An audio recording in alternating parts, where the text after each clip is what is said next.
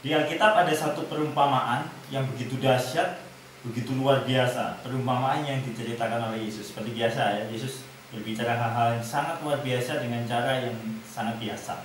Perumpamaan tentang anak yang hilang. Alkitab membuat judul perumpamaan tentang anak yang hilang. Kita tahu cerita ini ada dua anak, yang bungsu dan yang sulung. Ingat, cerita ini bukan perumpamaan tentang anak yang bungsu yang hilang.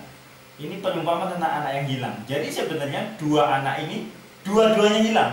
Yang bungsu hilang di luar rumah, yang sulung hilang di dalam rumah. Nah, ceritanya anak yang bungsu ini minta hartanya papanya, minta warisan. Ini agak sedikit kurang ajar karena papanya, ayahnya belum mati, dia minta. Nah, terus papanya memberikan harta itu. Terus dia foya-foya, main pelacur, sampai akhirnya dia jatuh miskin di sebuah kota, di kota lain. Terus dia bekerja di kandang babi. Kelaparan, dia minta ampas babi. Dia sampai kelaparan, sudah tidak punya uang, sudah terpuruk miskin. Tiba-tiba dia ingat. Kalau Anda baca di Lukas pasal 15 ayat yang ke-17, Lukas 15 ayat 17 bilang ini, lalu ia menyadari keadaannya, katanya, betapa banyak orang upahan Bapakku yang berlimpah-limpah makanannya, tapi aku di sini mati kelaparan. Lihat, di situ turning point-nya, titik baliknya. Seseorang bertobat kalau dia ingat di rumah Bapamu banyak makanan, di rumah Bapamu ada kasih sayang. Disinilah letak kesalahpahaman. Ketika kita ingin mentobatkan seorang, kita menyadarkan dosanya. Jangan. Orang bertobat itu kalau dia sadar akan pengampunan Allah, akan penerimaan Allah. Sebab bertobat itu, metanoia itu bukan berbalik dari apa, tapi berbalik kepada siapa. Itu pertobatan. Anak ini mikir, oh bapakku kaya, banyak makanan. Lalu dia mulai merancangkan perjalanan pulang. Saya percaya ketika dia dalam perjalanan pulang, tidak akan terbayangkan dia dengan pesta, dia tidak akan terbayangkan dengan penyambutan. Paling dia tertunduk lesu. Ini konsep keselamatan dari seorang pendosa ya. Dia, aduh, biar juga, tidak apa-apa, saya mau dijadikan budak pun tidak apa-apa. Lalu dia mulai menghafalkan ayat pengakuan dosanya. Bapak, aku sudah berdosa terhadap Tuhan, terhadap Bapak. Aku tidak layak lagi disebutkan anak Bapak. Sudahlah, jadikan aku budak, orang upahan, tidak apa-apa. Nah, ayat 20 berkata begini. Ketika anak itu masih jauh, ayahnya telah melihatnya. Lalu tergeraklah hatinya oleh belas kasihan. Ayahnya itu berlari. Lihat, anak ini berjalan pulang, ayahnya berlari. Saya beritahu, Allah lebih cepat dalam urusan anak ini. Allah lebih cepat menyayangi, Allah cepat mengampuni sebelum pengakuan itu datang. Ayahnya itu berlari, mencium dan merangkul dia. Bayangkan anak ini ngaku dosa, mengaku buah pengakuan yang sudah dihafal sepanjang jalan. Ayat 21 kata anak itu kepadanya, Bapak, aku telah berdosa terhadap surga dan terhadap Bapak, aku tidak layak lagi disebutkan anak Bapak. Lihat, dia ngaku.